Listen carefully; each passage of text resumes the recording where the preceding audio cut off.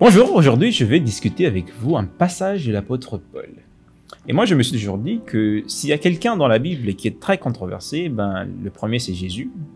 Et Paul quand même il vient pas très loin derrière. En fait dans 1 Timothée chapitre 2, le verset 12, Paul a dit « Je ne permets pas à la femme d'enseigner ni de prendre l'autorité sur l'homme, mais elle doit demeurer dans le silence. » C'est sûr que si on prend ce texte tel qu'il est, il n'y aura plus de femmes qui prêchent ou des femmes qui ont des positions de dirigeants dans l'église. Pour comprendre ce verset, nous allons découvrir le contexte historique, l'idée générale du texte, quelques éclaircissements sur les terminologies, et nous allons finir par une conclusion. Alors, le contexte historique.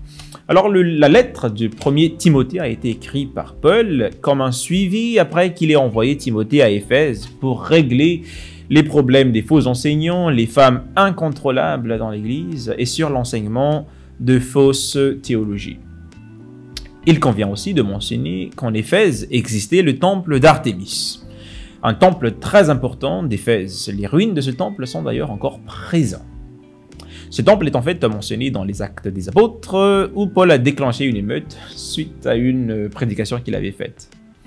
Ce qui nous intéresse le plus, en fait, c'est que ce temple d'Artémis, l'Artémis, en fait, est la déesse grecque des chasses et de la nature sauvage. Et c'est un temple gigantesque, énorme, vraiment respecté de tous, et avait une influence très profonde en Éphèse. Le culte d'Artémis avait l'influence profonde sur les habitants d'Éphèse.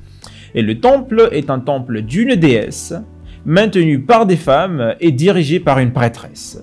Et comme c'est le temple le plus important d'Éphèse, le culte de la religion en Éphèse, en fait, était très dominé par les femmes. Bref, les Éphésiens, c'était les féministes de l'époque. Quick. Alors, lorsque cette nouvelle religion appelée le christianisme entre en Éphèse, les locaux, les Éphésiens, en fait, assument que ce soit les femmes qui vont prendre le pouvoir et les décisions dans la communauté chrétienne. D'ailleurs, certaines femmes ont déjà commencé à faire de l'usurpation du pouvoir dans l'église d'Éphèse.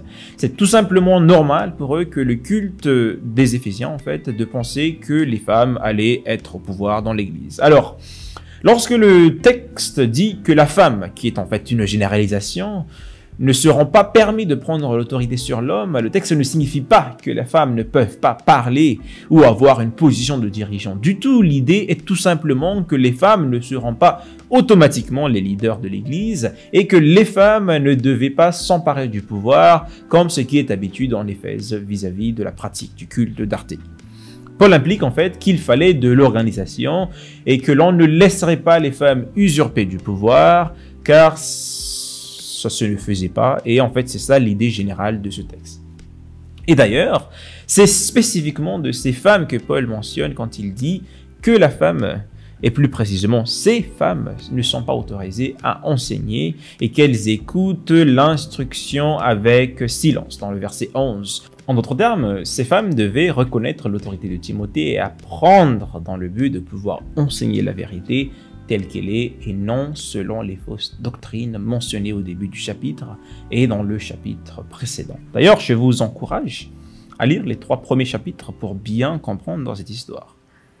Un petit parenthèse. La plupart des gens pensent que Paul est une sorte de misogyne, qu'il déteste les femmes, mais il faut quand même reconnaître que dans ses autres lettres, il mentionne quelques femmes avec lesquelles il a travaillé et il parle très bien de ces femmes-là comme Phoébé, Prisca, Junias, Aquila. Ce sont des histoires que vous pouvez voir dans Romains 16 et dans Actes chapitre 18.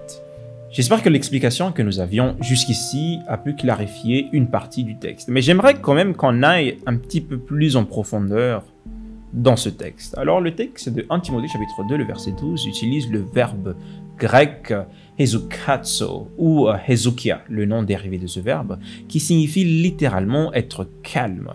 Le dictionnaire lexical de la Bible le définit comme un calme qui est dans le but de supporter une cause ou montrer un respect et non le fait de ne pas dire aucun mot.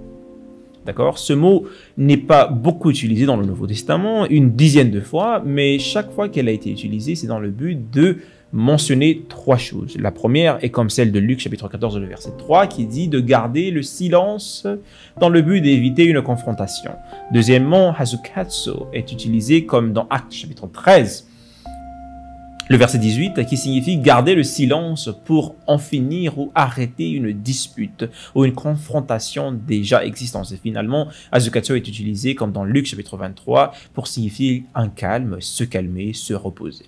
Peu importe ce que vous voulez utiliser de ces trois significations qui sont d'ailleurs très similaires, tous ces trois nous donnent l'idée que ces femmes devraient arrêter de parler dans l'église, nous avons vu l'histoire tout à l'heure, pour arrêter ou peut-être éviter un conflit causé par ce qu'elles enseignent.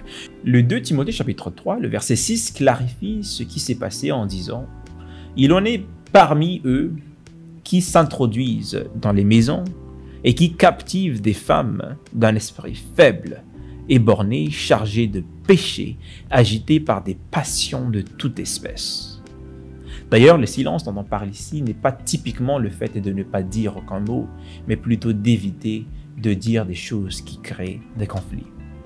Paul, en fait, essaye d'inspirer la paix au niveau de l'Église, mais ce n'est pas une règle qui dit que toutes les femmes ne devaient pas enseigner ni parler. Il s'agit ici d'un contexte très spécifique de l'Église d'Éphèse. La version anglaise International Standard Version a traduit ce verset de 1 Timothée chapitre 2, le verset 12 comme suit. « Dans le domaine de l'enseignement, je demande à ce que les femmes n'incitent aucun conflit envers les hommes et qu'elles restent calmes. » J'avoue qu'il s'agit ici de la traduction la plus précise de ce texte.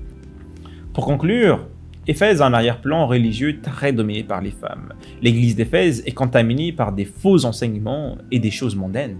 Certaines femmes veulent s'emparer du pouvoir à l'église et d'autres font des paroles provocatrices et conflictuelles. Et Paul en fait envoie une lettre à Éphèse adressée à Timothée de faire taire ces femmes qui provoquent le trouble et leur propose de se fléchir à l'autorité de Timothée et d'apprendre afin d'être plus efficace dans le ministère.